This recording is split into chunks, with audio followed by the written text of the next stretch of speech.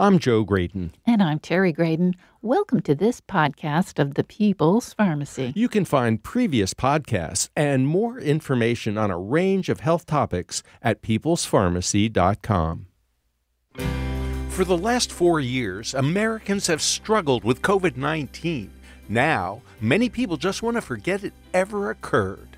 This is the People's Pharmacy with Terry and Joe Graydon.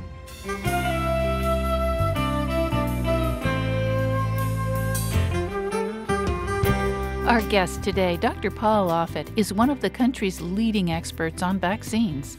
He's a pediatrician and serves on the FDA's Vaccine Advisory Committee.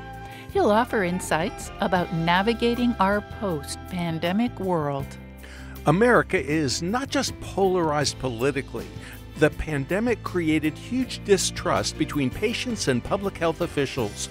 What lessons have we learned from this debacle? How can we prepare for the next pandemic? Dr. Offit will share his recommendations. Coming up on the People's Pharmacy, tell me when it's over. In the People's Pharmacy Health Headlines, the Centers for Disease Control and Prevention have recently changed the recommendations for people recovering from a respiratory infection. Until recently, those recovering from a bout of COVID-19 were urged to stay home for at least 5 days after feeling better.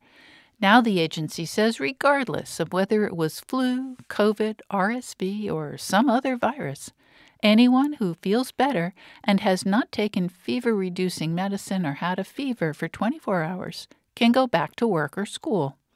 The idea is that people are more likely to follow recommendations that are simple and clear. Many people don't know which respiratory virus made them cough or sneeze, so having a single set of guidelines could be helpful. The CDC does suggest attention to indoor air quality. This can be achieved by bringing in more fresh air from outside and purifying air circulating indoors. It also advises people to wear well-fitting masks while they're recovering, especially if they may be in contact with vulnerable individuals, such as the elderly or immune-compromised. Long COVID has affected millions of people. The most common symptoms include fatigue, shortness of breath, and exercise intolerance. A new study in the New England Journal of Medicine, however, suggests that brain fog may also be far more common than most people realize. Researchers invited 800,000 British citizens to participate in an online survey, including cognitive assessment. Roughly 113,000 people completed all portions of the questionnaire. Those who had experienced COVID infections but recovered quickly had a small drop in IQ compared to people who did not catch COVID. In contrast, those reporting symptoms that lasted 12 weeks or more had a larger IQ deficit. Patients who reported brain fog performed less well on tests of memory, planning, and reasoning. People who eventually recovered from long COVID also performed similarly to those who had brief COVID infections.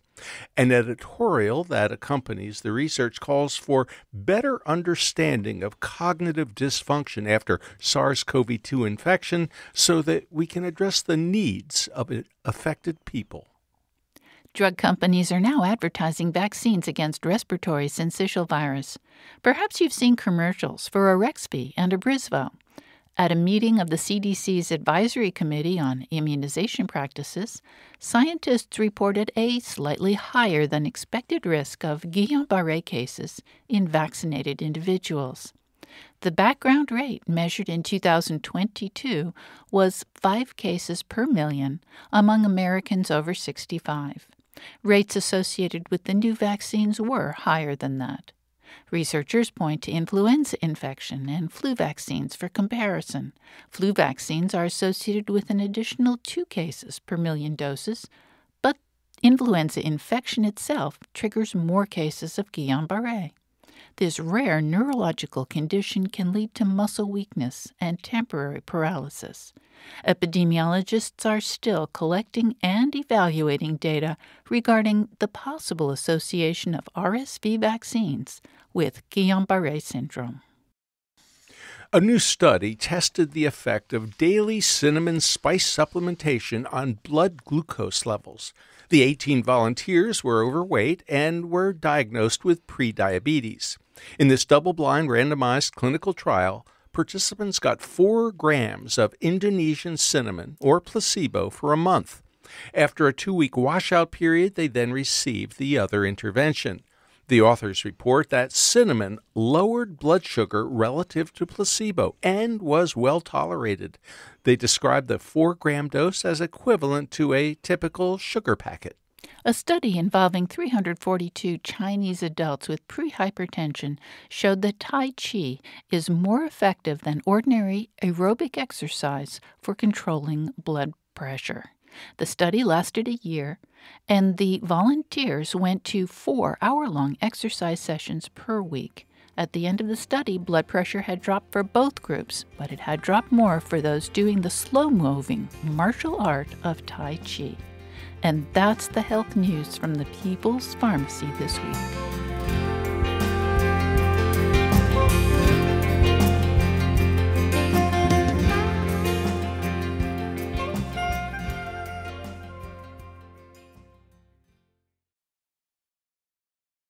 Welcome to the People's Pharmacy. I'm Joe Graydon. And I'm Terry Graydon.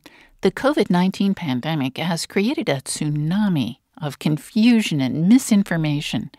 Many people have lost their trust in public health agencies and turned to social media and the internet for their information. Today, we are talking with one of the country's leading experts on COVID. Dr. Paul Offit is the director of the Vaccine Education Center at the Children's Hospital of Philadelphia, as well as the Maurice R. Hilleman Professor of Vaccinology and a professor of pediatrics at the Perelman School of Medicine at the University of Pennsylvania.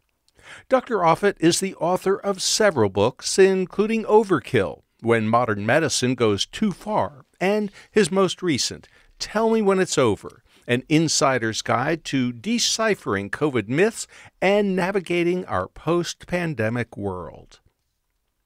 Welcome back to the People's Pharmacy, Dr. Paul Offit. Thanks for having me. Dr. Offit, when Terry and I were on book tours, the question that we absolutely hated the most was, why did you write this book?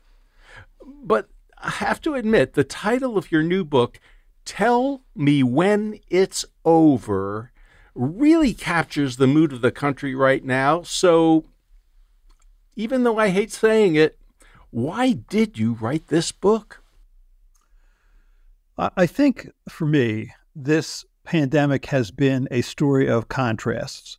On the one hand, you had this unusual virus, which raised its head in late 2019. It had unusual biological characteristics, unusual clinical characteristics. We isolated it, sequenced it in January 2020. Then in only 11 months, in the fastest vaccine ever made, using a technology, messenger RNA, that we had never used before, we did 2 huge clinical trials, 40,000 for Pfizer, 30,000 for Moderna, to show that the vaccine worked and was safe. I think that was the most remarkable medical or scientific achievement in my lifetime. Then what we did was we were able to mass produce, mass distribute, and mass administer a vaccine such that 70% of this population was vaccinated by July of 2021. Then we hit a wall. 30% of people in the United States simply refused to be vaccinated. As a consequence, 300,000 people died because they made that choice, because they chose not to vaccinate themselves or their families. So you had the contrast of being in a wealthy, technologically advanced country that could make a vaccine like that, and yet having a significant portion of the citizenry choosing to reject it. Why? Dr. Offit, one of the things you address in Tell Me When It's Over is that the public perception of COVID-19 has really changed just in the last year. Can you tell us about that? Sure. Well, so when the virus came into this country in early 2020, we didn't have anything. We were a blank slate. We didn't have antivirals, which didn't come until October of 2020. We didn't have monoclonal antibodies, which didn't come till November of 2020. We didn't have vaccines, which didn't come till December of 2020. We had nothing. All we could do was limit human-to-human contact. So we isolated, quarantined, masked, shut down businesses, shuttered schools, restricted travel, That's all we could do. And then we had vaccines, and we also had a fair amount of natural immunity. So now probably 98+% of the population has either been vaccinated or naturally infected or both. So we have a high level of population immunity. So the answer to the question, tell me when it's over, if you define pandemic as something that changes the way we live, work, or play, then this pandemic is over. But the virus will continue to circulate for decades, if not longer. So what do we do now? Well, one of the things that has affected me profoundly is our state of trust, which seems to be at an all-time low. I mean, people keep telling us that they've lost faith in the Food and Drug Administration, in the CDC, in the National Institutes of Health, the NIH, and in drug companies. And there's also this, what I would call it, an almost anti-science component to the mistrust. So I guess the big question I have for you, Dr. Offit, is there seems to be an almost cynical nature to America right now. We don't trust anybody. Why? I agree. So I think a few reasons. I think, first of all, there's just a general anti-institutional feeling among many in this country, which is to say it's not only that they don't trust the FDA or the CDC, they don't trust the Department of Justice, they don't trust the FBI, they don't trust any sort of federal agency. I think second is, more than anything, we are very good about getting misinformation and disinformation out there that will fill any of the conspiracy theories that you have. And third, and this is probably the hardest part, I mean, the fact remains that we learn as we go. We were learning about this virus. We were learning about this disease. We were learning about this vaccine or these vaccines in real time. And not everything we did was right, because there's always a process of evolution. And that learning curve invariably is steep, and it invariably comes with a human price. And that was true here, too. The Johnson & Johnson vaccine, for example, which was authorized in February of 2021, was found to be a very rare cause of clotting, including clotting in the brain, including fatal clotting in the brain, which caused that vaccine to go off the market in May of last year. And people look at that and they say, see, these people don't know what they're doing, because we're just uncomfortable with the fluidity of scientific knowledge. You know, we'd like to think you know everything right now, when that's pretty much never true. Dr. Offit, I have told you in the past a personal story. It has to do when I was a little over 2, maybe 3 years of age. I ended up at CHOP, which is where you are, the Children's Hospital of Philadelphia, with a diagnosis of polio.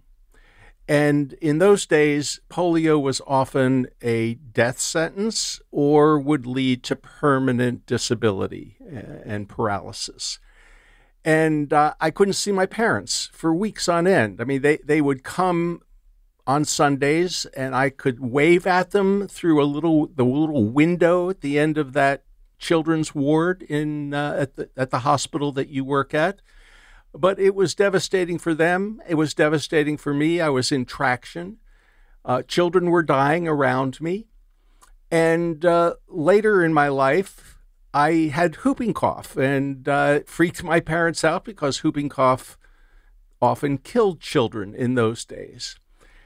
This anti-vax movement of the last decade, but especially of the last couple of years, is personal for me because my kids aren't going to get polio. And I know you too spent time in a polio ward for different reasons because of surgery. Can you tell us a little bit about your personal feelings about this anti-vax movement? Because you have served on the vaccine advisory committee for the Food and Drug Administration, so you've probably seen it up close and personal. Right, and I've served on the so-called advisory committee for immunization practices to the CDC, so I've been on both those committees. But no, you're right. I think vaccines are a victim of their own success. People just don't realize what these viruses could do. I'll tell you one interesting story. When we had a large number of people from Afghanistan emigrating into the United States, polio circulated in Afghanistan, and only about one of every couple hundred people who get paralyzed by polio were infected. So in other words, of only 1 of 200 people who are infected will be paralyzed. So the paralysis is just the tip of a much larger iceberg. And I remember when those children were coming to a camp actually not far from our hospital and were starting to be admitted to the hospital for a variety of reasons.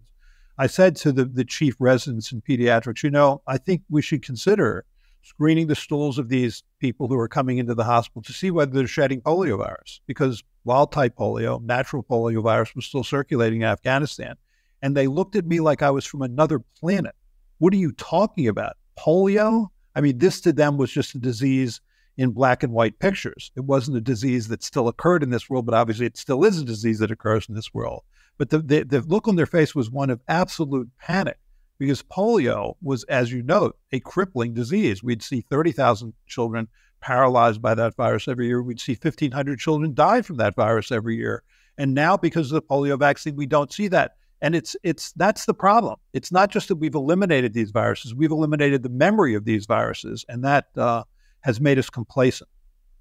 Well, in fact, I think measles is another good example. I think nowadays, if you say we're worried about measles making a comeback, which they are doing, and the virus is doing in some places, people don't really understand why that would be serious. But I remember in the early 1970s when I was doing my field research in anthropology in Oaxaca, Mexico, if you talked about measles, the mothers would look terrified, and they'd talk about the ravages because measles can kill kids. Right. So we had a measles vaccine that was first introduced in the United States in 1963. Before that, every year we would have roughly 3 to 4 million people who would get measles, mostly children less than 15. We would have 48,000 hospitalizations, typically from severe dehydration or pneumonia or encephalitis, which is infection of the brain, and we'd have 500 children die every year. Measles makes you sick. I can tell whether or not a child has measles because if they look relatively well, because there are a number of viruses that can cause fever and a rash, then it's not measles. Measles makes you sick. Those children are miserable. And a large percentage of them, actually, if you just got chest x-rays, have abnormal chest x-rays. Measles is a pneumonia. And I don't think people realize just how sick or worse measles can make you. But again, the virus is a victim of our own success. We had a child at Children's Hospital of Philadelphia come into our hospital with measles recently, and it started actually a local outbreak of measles. And it was interesting looking around the room. These are infectious disease experts in a pediatric hospital. Most of those people had never seen a case of measles. You're listening to Dr. Paul Offit, director of the Vaccine Education Center at Children's Hospital of Philadelphia. His latest book is Tell Me When It's Over, an insider's guide to deciphering COVID myths and navigating our post-pandemic world. After the break, we'll get Dr. Offit's thoughts on how public health officials can rebuild trust. People can have drastically different experiences from a COVID infection. Find out why. What about long COVID? Is there any way to reduce our risks?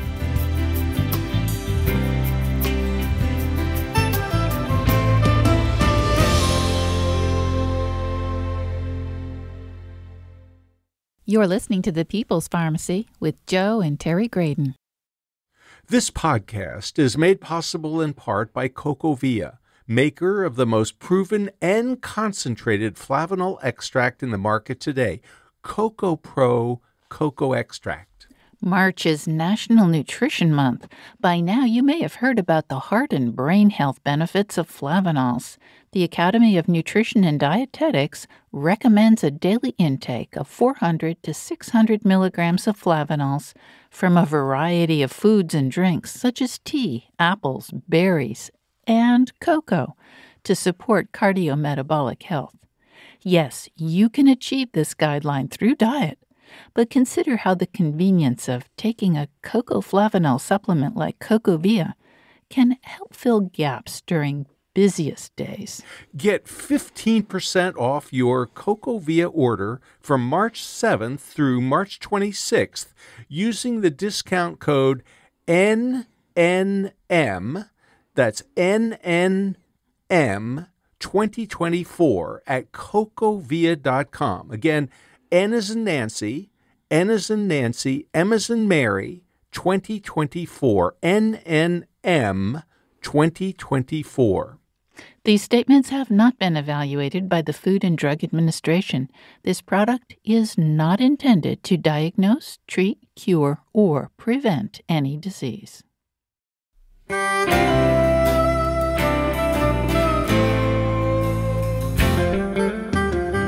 Welcome back to the People's Pharmacy. I'm Joe Graydon. And I'm Terry Graydon. The People's Pharmacy is made possible in part by CocoVia Dietary Supplements. March is National Nutrition Month. Consider how CocoVia's cocoflavanols can be part of your nutrition routine. More information at cocovia.com. Today, we are taking a careful look at what happened during the last 4 years with COVID-19. The pandemic has been declared over, yet the virus is still part of our everyday life. In fact, last December, nearly 10 times more Americans died from COVID-19 than from the flu. How should that knowledge shape our behavior going forward? What might we have learned about protecting ourselves from future pandemics? Dr. Paul Offit is director of the Vaccine Education Center at the Children's Hospital of Philadelphia, as well as the Maurice R. Hilleman Professor of Vaccinology and Professor of Pediatrics at the Perelman School of Medicine at the University of Pennsylvania. Dr. Offit is a member of the FDA's Vaccine Advisory Committee.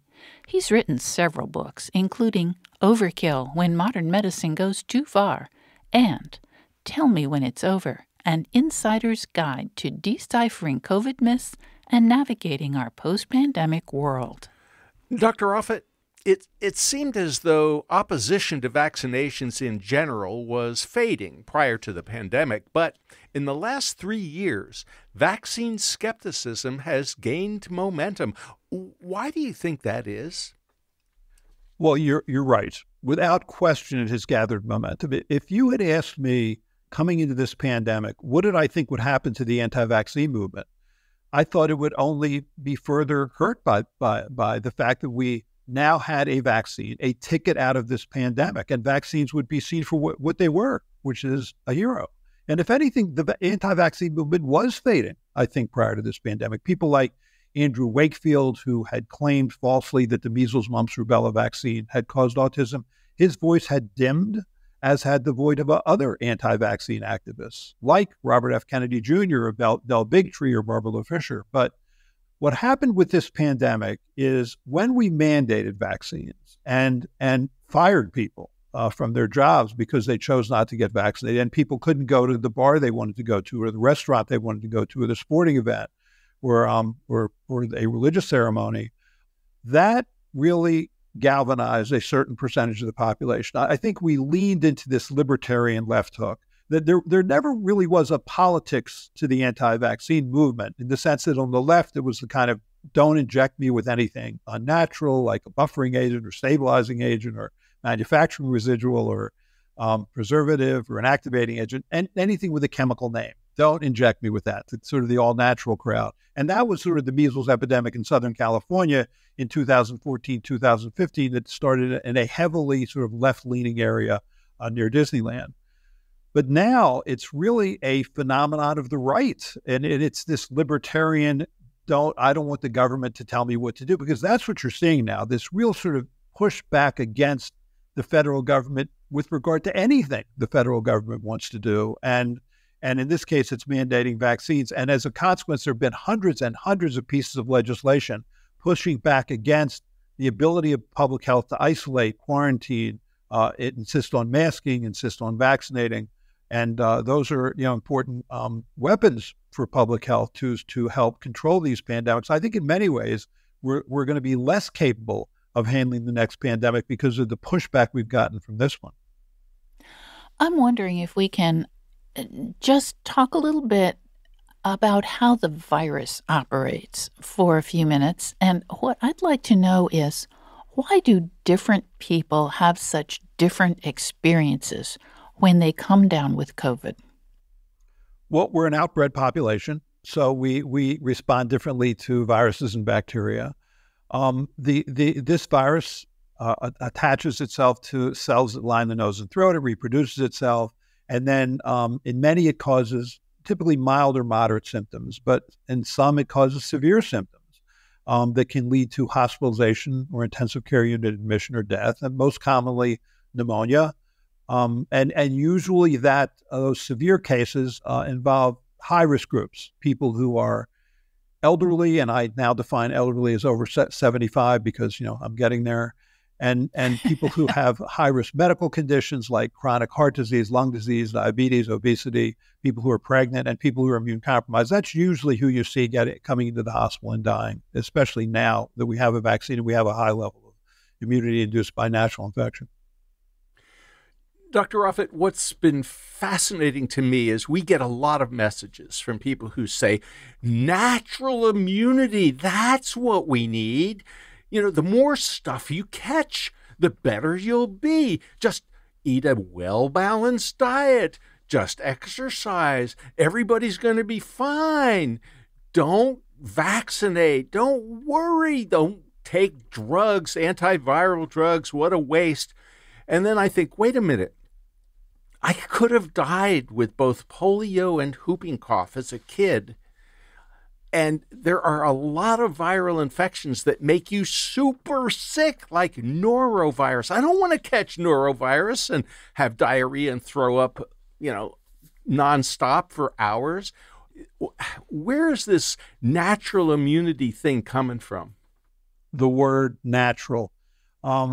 I really want to give credit to Mother Nature's public relations team. Mother Nature has been trying to kill us ever since we crawled out of the ocean onto land. I'm not sure why it is that there's such cachet to the term natural infection, which to me is a contradiction in terms. I think the term should be survivor immunity. I mean, natural infection is clearly of value because in this case of, say, SARS-CoV-2, you're developing an immune response to all 4 viral proteins, not just the one viral protein you're getting in the vaccine. But the problem with natural infection is you might die acquiring it. The goal of a vaccine is to induce the protection that's consequent of natural infection without having to pay the price of natural infection. People walk away from car crashes, but they're lucky, and that doesn't mean a car crash is a good thing. Well, I'd actually like to explore this natural immunity idea just a little bit further, because people will say to me, well, the vaccine, it doesn't really work. It certainly isn't quite as effective as we originally thought. The original presentation of how effective it was, I think, was overrepresented. But people say, well, even if you're vaccinated, you can still catch COVID. And that part's true. But also, even if you've had COVID once, you can still catch it again. So this natural immunity is actually not a perfect shield. The goal of the vaccine, or frankly, the consequence of natural infection, is to protect you against severe disease. That's the goal. And I think you're absolutely right. I think we confused people early on in this pandemic. When we sat down in December of 2020, we being the FDA Vaccine Advisory Committee, to look at those 2 big studies by Pfizer and Moderna. What you saw is that the protection against mild, moderate, and severe disease was in the 95% range. But what I think people didn't realize, those were 3-month studies. Those participants had just gotten their second dose. So they had a high level of circulating antibodies, which will protect them against mild disease, but not for long. And therefore, 6 months later, while protection against severe disease, say in mid-2021, was high, protection against mild disease was fading. And there's probably no better example of how we miscommunicated this than July 4th of 2021, when thousands of men got together to celebrate the July 4th holiday in Provincetown, Massachusetts. 80% were vaccinated. There were 346 men who, despite being vaccinated, got COVID. 4 were hospitalized. That's a hospitalization rate of 1.2%. That's a vaccine working very well. The remaining 342 had mild or asymptomatic infection, which the CDC, in their report of this particular outbreak, labeled as breakthrough infections. Bad word. Breakthrough implies failure. This wasn't a failure. This is exactly what you wanted to have happen. You had taken a disease which could cause severe and fatal infection and then reduced it to be a mild infection in those 342 men. And I think that if you watched, I remember I was on CNN at one point around then, and in the segment before mine, they were talking about Brett Kavanaugh, Supreme Court Justice. He goes into the Supreme Court chamber. Before he goes, he's screened. He's asymptomatic, and yet he's positive. So he has an asymptomatic infection. If you watch the way that was carried on national media, you would have thought the man was fighting for his life. Lindsey Graham actually got this right. He too had at that point, because this is mid-2021, he'd had 2 doses of vaccine. He got COVID. He had a several-day illness associated with mild sinusitis. And he said, and I quote, "This would have been much worse if I hadn't been vaccinated." Exactly right. Lindsey Graham actually got that exactly right. Dr. Offit, a lot of people say, well, it's no big deal. I mean, it's just like the flu. And, you'll get over it a couple of days, no problem. Except there's this thing called long COVID. And, I can't tell you how many people have contacted us who say, my life has been changed permanently, or at least seemingly permanently. It's been more than months. It's now years. And I can't exercise. The fatigue is overwhelming. I stand up and I fall down.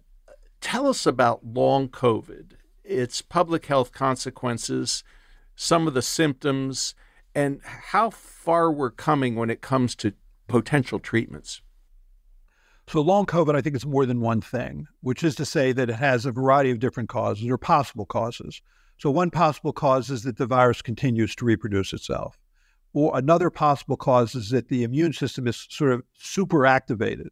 And even though the virus isn't reproducing itself, it's as if the virus is still reproducing itself because the immune system is turned on. Another possibility is that there are these sort of small micro blood clots that can be distributed throughout the lung and other organs. And then another possible pathogenesis or cause is that it's hard to suffer a severe disease, and that there can be sort of psychological consequences to suffering that. But the COVID is not unique in being able to cause long-term symptoms. A flu also can cause long-term symptoms, meaning influenza virus, as can hepatitis B virus, as can the virus that causes mononucleosis called Epstein-Barr virus. So it's not unique. I think we've gotten a lot of attention focused on this, which is good because it is debilitating and it does require, I think, our attention. I think we will learn more about this over time.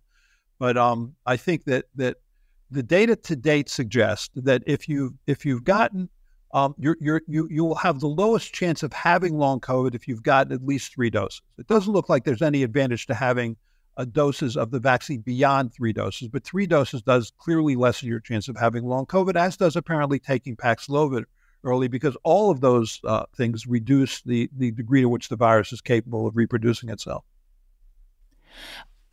What about support groups? We have observed the development of support groups in which people with long COVID are helping each other.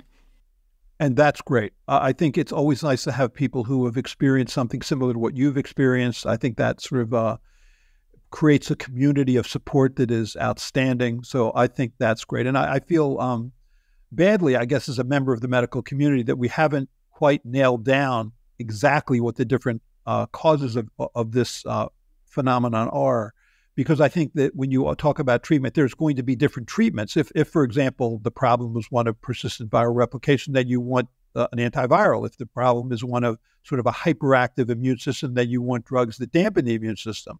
If the problem is one of clotting, which is true certainly in some cases, then you want things that thin the blood. So there are, or if it's a psychological issue, then you want that kind of support. But I think it's we just haven't quite gotten on top of this phenomenon yet. Dr. Offit, I would like to think about what comes next, and specifically, what strategies do you envision for combating either the spread of COVID or future viruses, which we all anticipate we will be encountering? Right. So I think for now, what makes the most sense to me is what most countries are doing, which is to target high-risk groups. Those 4 high-risk groups: the elderly, people who have chronic medical conditions, people who are immune compromised, people who are pregnant. Most countries do that. countries in Europe, Australia, the Scandinavian countries, the World Health Organization, all recommends targeting high-risk groups. Really, it's only the U.S. and Canada that say everybody over 6 months of age should get a yearly COVID vaccine, thus likening it to influenza. I do think, though, that there will be another pandemic is clear. We had a pandemic virus, SARS-1, that raised its head in 2002. 10 years later, you had the second pandemic coronavirus, MERS, which raised its head in 2012. Now you have this virus, which raised its head in 2019. I think what's happened is with deforestation and with sort of bats becoming closer and closer to interacting with other mammals, you have these coronavirus animal to human spillover events. And I think those kind of spillover events actually happen all the time. I just think there's moments when it hits exactly right in the right population and then spreads. So this will happen again. I do feel that I hope that we learn from this so that we can be better next time, especially with regard to one of your early questions. I mean, how can we regain the trust in public health agencies? Because we need public health agencies. We need to be able to trust the science. And I fear that science is just losing its place as a source of trust. It's just becoming another voice in the room. Well, let me climb on my soapbox just for a moment, because I think our public health organizations have let us down when it comes to one thing in particular: air quality. I want to know why the CDC and the public health agencies haven't emphasized proper ventilation, air filtration, CO2 monitors. I mean, why aren't all public buildings having better air quality? And why can't we look at a CO2 monitor to see before we walk into the pharmacy or a supermarket, oh man, the air quality really sucks in this building, I'm not going in?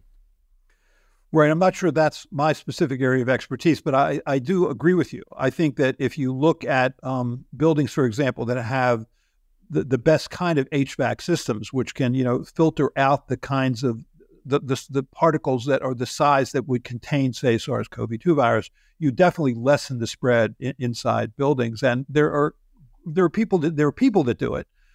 Daniel Griffin, for example, who's on something called This Week in Virology, often goes through exactly what you're saying. But you're right. I think that the CDC could take a lead on this, or even the FDA.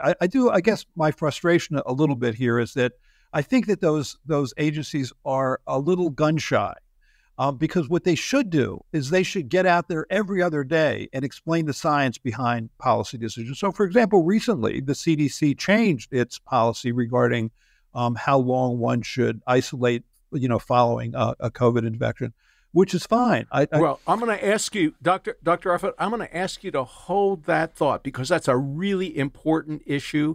We're going to come back to it right after the break. You're listening to Dr. Paul Offit. He's the director of the Vaccine Education Center at the Children's Hospital of Philadelphia. He also holds the title of Maurice R. Hilleman Professor of Vaccinology and is a professor of pediatrics at the Perelman School of Medicine at the University of Pennsylvania. Dr. Offit is the author of several books, including Overkill: When Modern Medicine Goes Too Far, and his most recent, Tell Me When It's Over, an insider's guide to deciphering COVID myths and navigating our post-pandemic world. After the break, we'll find out why rebuilding trust is so crucial to future public health efforts. Will the CDC's recent change in policy help with that? What can we do going forward? What lessons have we learned, and which ones should we have learned? Dr. Offit will suggest some steps for worldwide preparation for future pandemics, as well as his hopes for the future.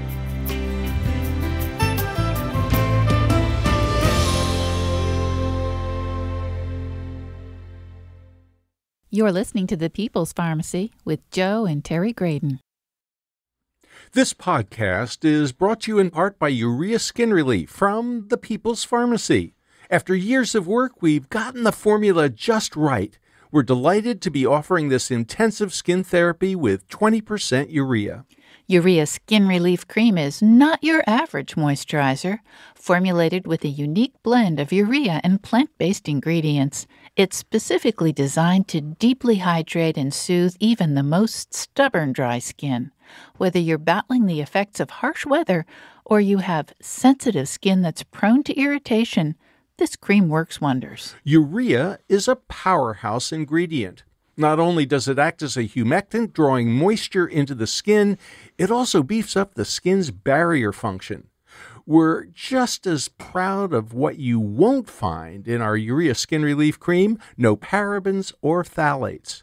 Creating a cream for dry skin free of these common endocrine-disrupting preservatives and plasticizers was what motivated us to make this product. We're offering a limited time discount for People's Pharmacy podcast listeners.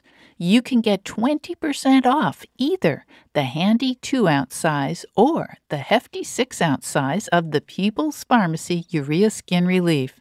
You'll find them both in the body care section of the store at peoplespharmacy.com. Make sure you put the code PP20 into the discount code box when you check out. That's capital P, PP20 for 20% off your Urea Skin Relief purchase through May 31, 2024 at peoplespharmacy.com.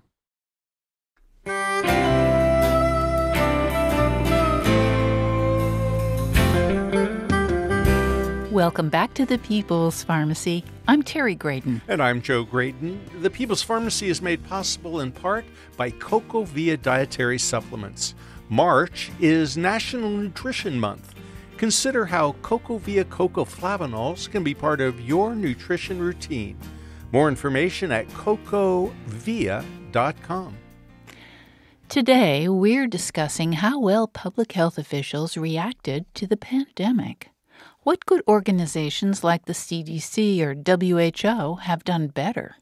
As a consequence of their actions and inactions, many public health agencies lost the public's trust and will now need to rebuild it. Looking back at the pandemic, what lessons should all of us take forward for future health emergencies? We are talking with Dr. Paul Offit. He is the director of the Vaccine Education Center at the Children's Hospital of Philadelphia, as well as the Maurice R. Hilleman Professor of Vaccinology and a professor of pediatrics at the Perelman School of Medicine at the University of Pennsylvania.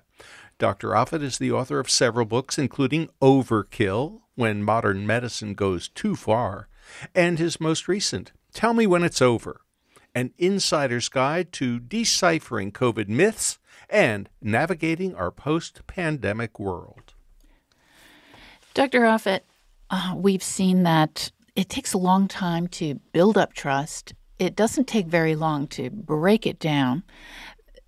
The CDC is kind of laboring now to try to rebuild the trust that it lost with the American public. And I'm wondering how their recent contemplation that they would just drop the recommendation that if you test positive for COVID, that you should isolate yourself for 5 days. How will that play into rebuilding trust or not? So I actually agree with the recommendation, and I'll explain to you why. And then I'll hopefully answer the question about how they can regain trust. This infection occurs in 2 phases. Phase 1 is the virus reproduction phase. It occurs very early on. The virus reproduces itself again and again and again. That's when you're most contagious. Then is phase 2, is the immune response phase. That's when you make antibodies to try and prevent the virus from binding to cells, or you make something called cytotoxic T cells, which kill virus-infected cells. That's when you develop symptoms, is when the immune system kicks in. It's the immune system that causes the symptoms. So what the CDC was saying is, when you start to feel better, and you have at least one day where you're not febrile, what that means is that you're now sort of in the late second stage, where virus replication is not an important part of the disease process at all anymore. And so you really, at that point, are far less contagious than you were early on. You never get to the 0 point, but unless you just stay home, for 14 days. But they're trying to tie it to the person, instead of just giving a specific number of days, at least one afebrile day. And I think that makes abundant sense. The other thing I think that would make the most sense is that if you're in a high-risk group, like those high-risk groups we talked about, and you have respiratory symptoms, congestion, cough, runny nose, headache, etc., test yourself. If you're positive, then treat yourself with an antiviral, preferably in the first few days. If you're not in a high-risk group, don't test yourself. Assume that you have COVID or influenza, respiratory syncytial virus, or any of the other winter viruses, all of which can cause people to suffer, all of which can cause people to be hospitalized, and all of which can cause people to die. And stay home. Stay home while you're sick. And when you feel better and you have at least one day of not having fever, then you can go back out again. And if you have to go out again while you're sick, with either in a high-risk group or not in a high-risk group, wear a mask. I was in an airport recently where there was a man who was walking around who worked for the airport, and he was sort of, collecting trash and sort of sweeping up. And he had a runny nose and a cough, and he was wiping his nose on his sleeve. And this was in Florida, and there was sort of generally an elderly group sitting around, and one person asked him, "Did you test yourself to see whether you had COVID?" And he said, "Yes, he did."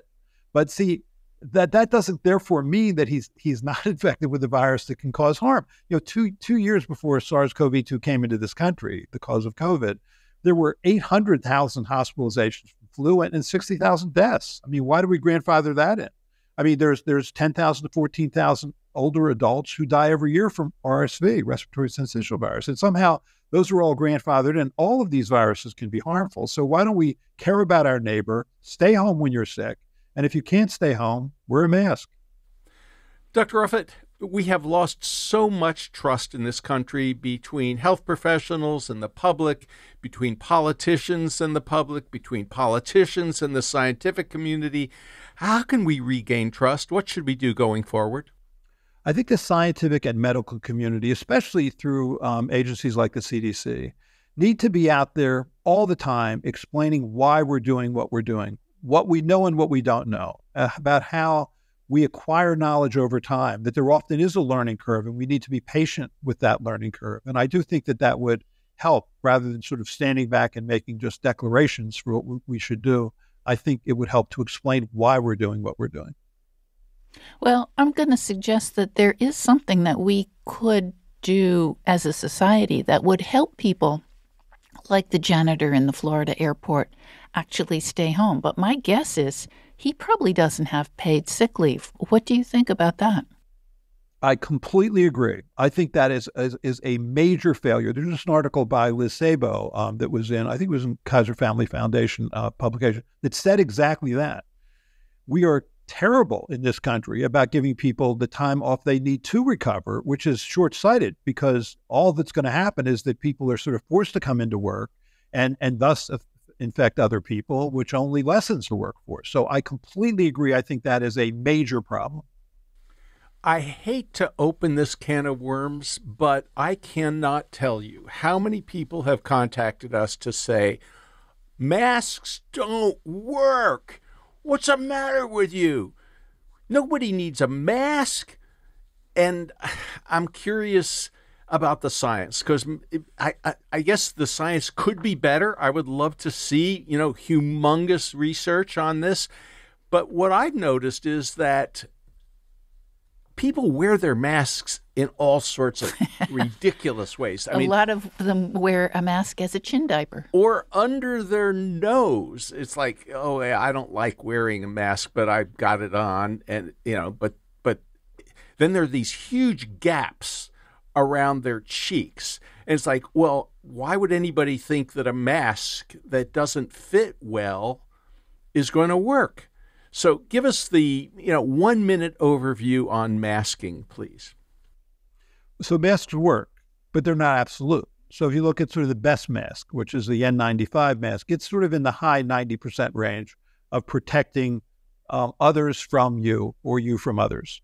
If you look just at the KN95, now you drop down into the low 90% range. If you look at just the surgical masks that people often wear around hospitals, now you're sort of in the high 80% range, assuming you wear the mask correctly. It makes sense, right? I mean, the virus is spread in small droplets, though the size of those particles is larger than the pore size of the mask. So it would make sense if you have a reasonably tightly fitting mask that it would work. But it's the same thing that was alluded to earlier.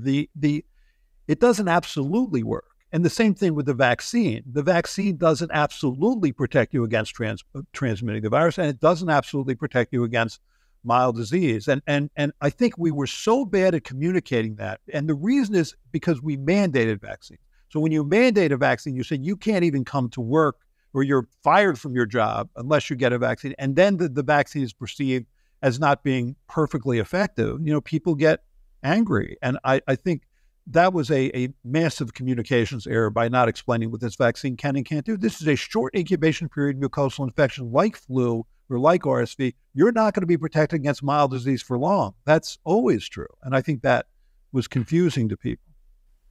Well, Dr. Offit, that kind of takes us to the next place I'd like to go. What the final chapter in Tell Me When It's Over is about lessons learned.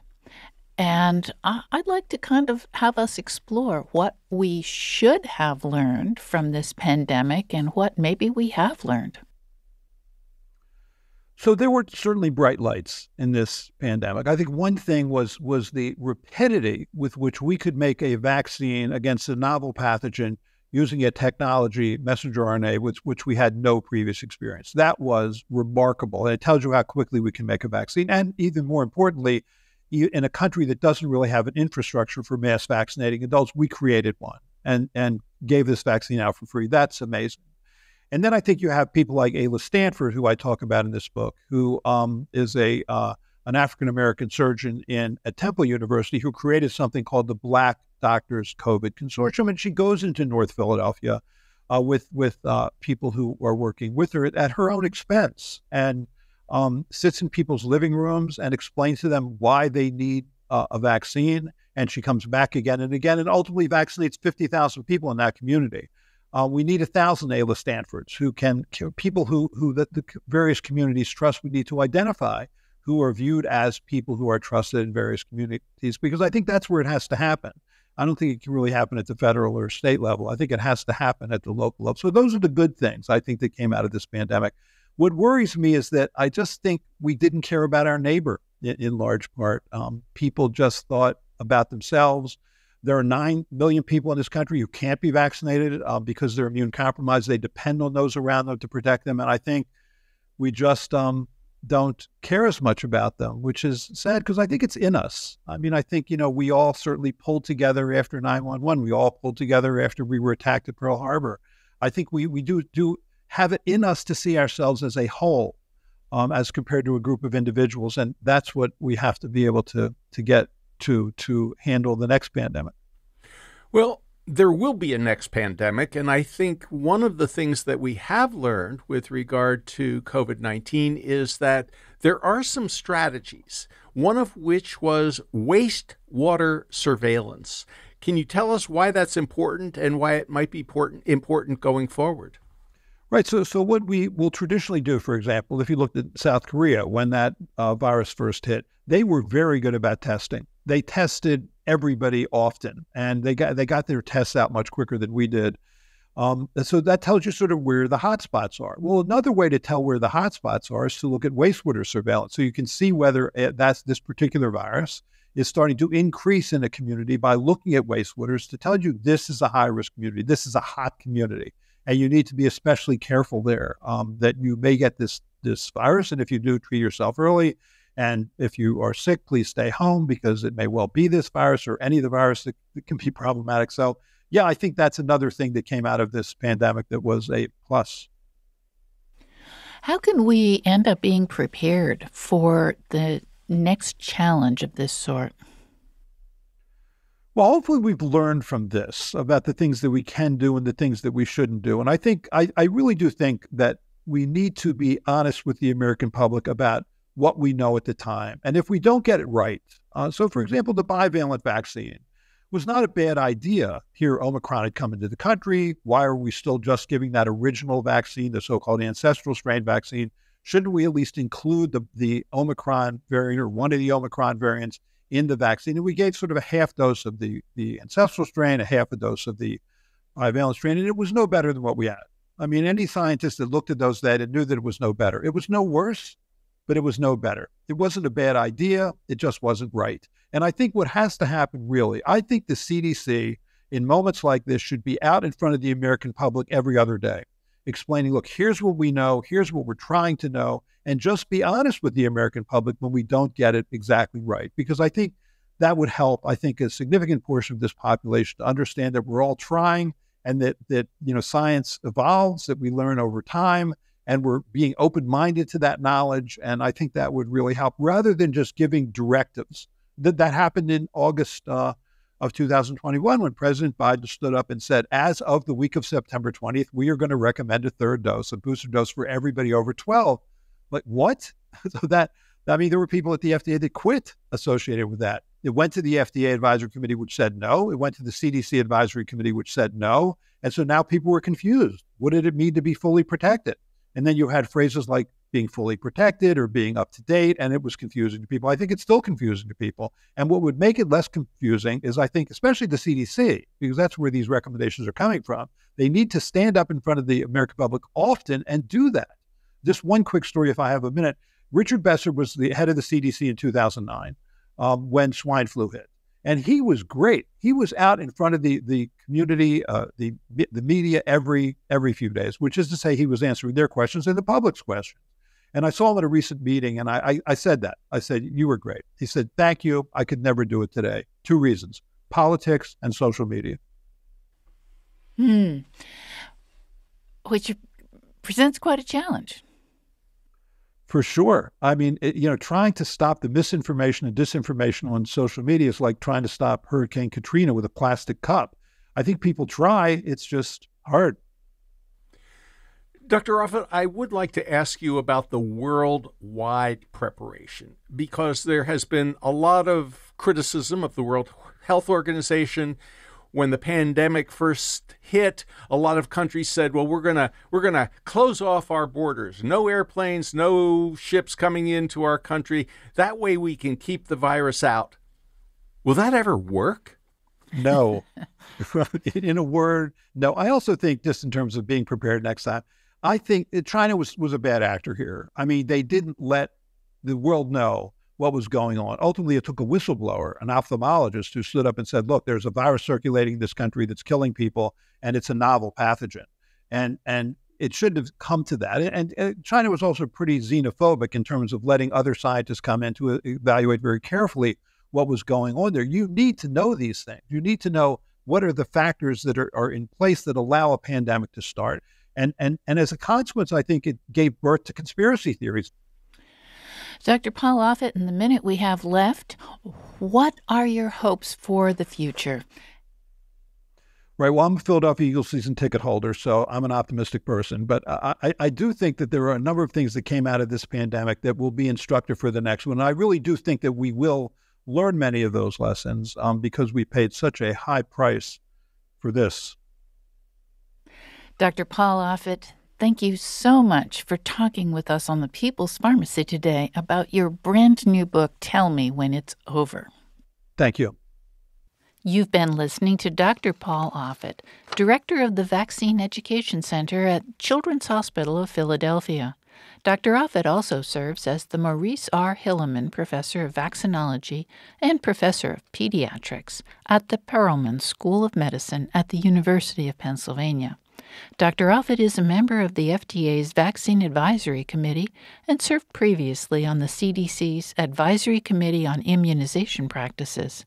He's written a number of books, including Overkill, When Modern Medicine Goes Too Far, and his most recent, Tell Me When It's Over, An Insider's Guide to Deciphering COVID Myths and Navigating Our Post-Pandemic World. Lynn Siegel produced today's show. Al Wodarski engineered. Dave Graydon edits our interviews.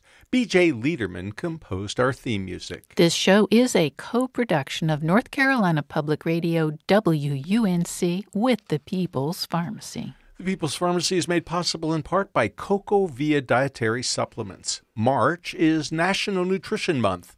Consider how Cocoa Via's cocoflavanols can be a part of your nutrition routine. More information at cocovia.com. Today's show is number 1377. You can find it online at peoplespharmacy.com. That's where you can share your comments about today's interview.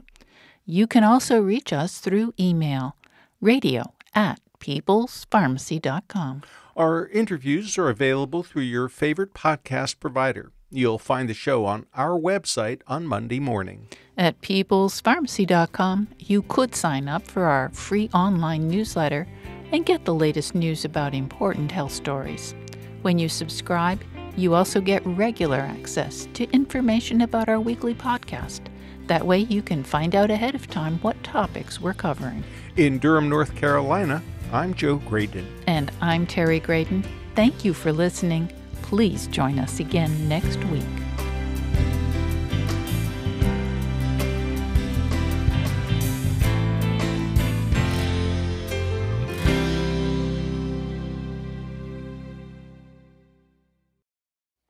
Thank you for listening to the People's Pharmacy Podcast.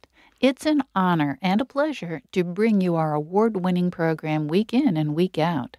But producing and distributing this show as a free podcast takes time and costs money. If you like what we do and you'd like to help us continue to produce high-quality, independent healthcare journalism, please consider chipping in. All you have to do is go to peoplespharmacy.com/donate. Whether it's just one time or a monthly donation, you can be part of the team that makes this show possible. Thank you for your continued loyalty and support. We couldn't make our show without you.